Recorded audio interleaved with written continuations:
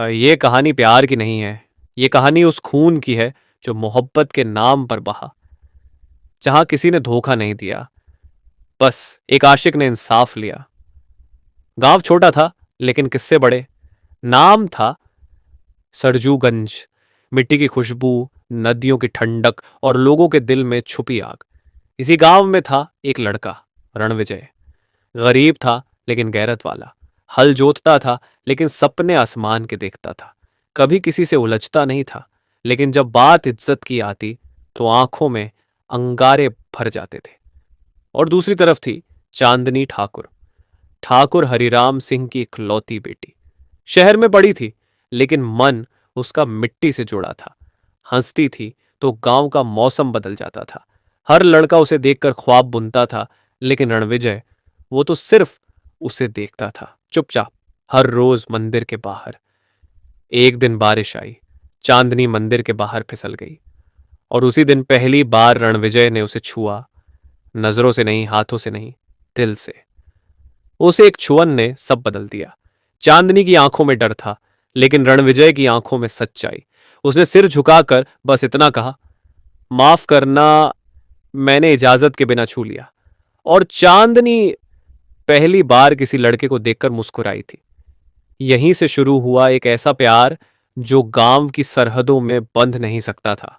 लेकिन हर इश्क की एक कीमत होती है, और इन दोनों को उसकी कीमत चुकानी पड़ी, खून से।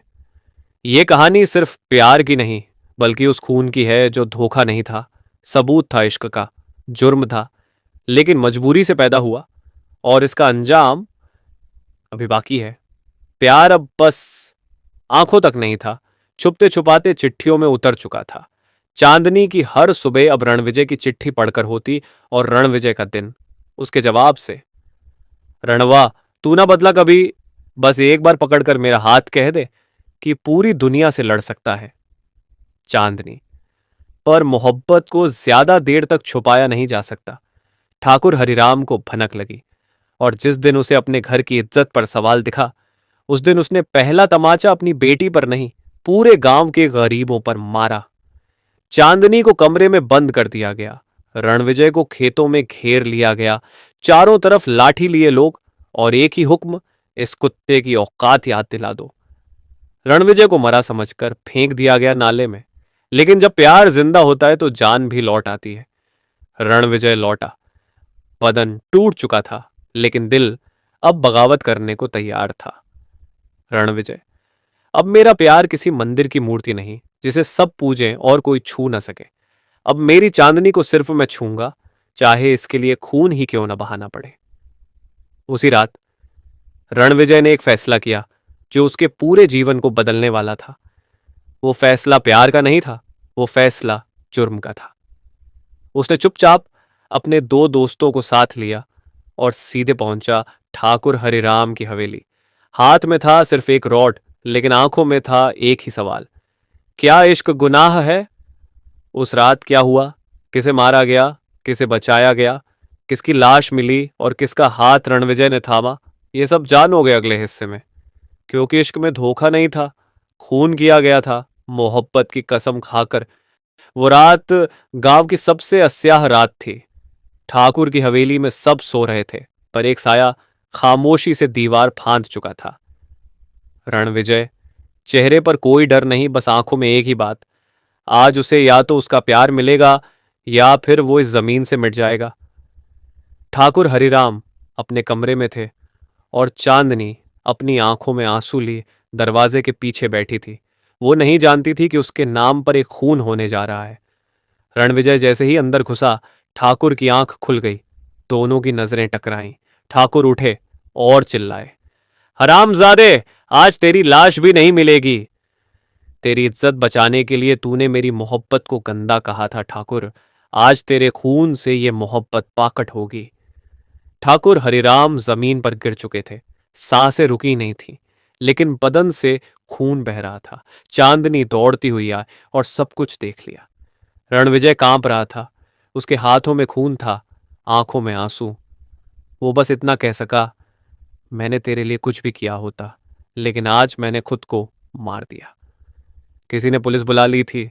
रणविजय को भागना था, लेकिन चांदनी ने उसका हाथ पकड़ा और कहा, अब भाग मत, जो किया है साथ भुगतेंगे। रणविजय और चांदनी दोनों ने खुद को पुलिस के हवाले कर दिया। गांव वालों की आंखों में खून था, पर इन दोनों की आंखों में सच्चाई थी। जिसे दुनिया जुर्म मान रही थी, वो इनके लिए इंसाफ था। कोर्ट में केस चला। रणविजय ने हर इल्जाम अपने सिर लिया, लेकिन चांदनी ने भी गवाही दी कि अगर खून जुर्म है तो मोहब्बत उससे बड़ी सजा है। आज भी सरजूगंज में वो हवेली वीरान पड़ी है और गांव के लोग फुसफुसाते हैं, इश्क में धोखा नहीं हुआ था, खून हुआ था, वो भी मोहब्बत की कसम खाकर। 4 महीने बीत चुके थे। चांदनी और रणविजय को अलग अलग जेल में रखा गया था। रणविजय पर धारा 707 और 552 लगी थी, हत्या की कोशिश और गैरकानूनी घुसपैठ का आरोप। लेकिन गांव वालों को सिर्फ एक चीज दिखी थी, ठाकुर के घर की इज्जत पर लगा दाग। कोर्ट में सब कुछ कहा गया, रणविजय गरीब है तो गुनाहगार है। चांदनी ने अपने बाप से गद्दारी की, प्यार एक नाटक था और खून उसका अंजाम। लेकिन जब चांदनी गवाही देने खड़ी हुई तो उसकी एक लाइन ने कोर्ट को हिला दिया। चांदनी, अगर मेरी इज्जत के नाम पर खून हुआ तो इंसाफ उस लड़के को दो जिसने मेरी हां के लिए पूरी दुनिया से ना ले ली। जज ने नजरें झुका ली। ठाकुर हरिराम बच गए थे, लेकिन उन्होंने भी कोर्ट में खुद कबूल किया, शायद मैंने ही एक मासूम लड़के को जानवर बना दिया। कोर्ट ने फैसला सुनाया। रणविजय को 2 साल की सजा दी गई, क्योंकि जुर्म था लेकिन जानलेवा नहीं था, और चांदनी को निर्दोष घोषित किया गया।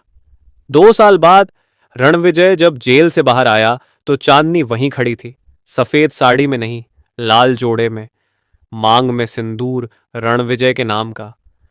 गांव वालों की आंखें अब भी सवाल पूछती थीं, लेकिन इन दोनों की आंखों में अब कोई डर नहीं था, क्योंकि उन्होंने मोहब्बत को साबित नहीं किया, बस जिया था, हर उस लम्हे में जो खून से भी ज्यादा सच्चा था। आज भी सरजूगंज में एक कहावत कही जाती है, इश्क में धोखा नहीं था, खून हुआ था, लेकिन वो किसी गुनाह से कम नहीं था। पर जिसने उस प्यार को समझा, उसने जाना कि इश्क अगर सच्चा हो तो सजा भी इज्जत लगती है।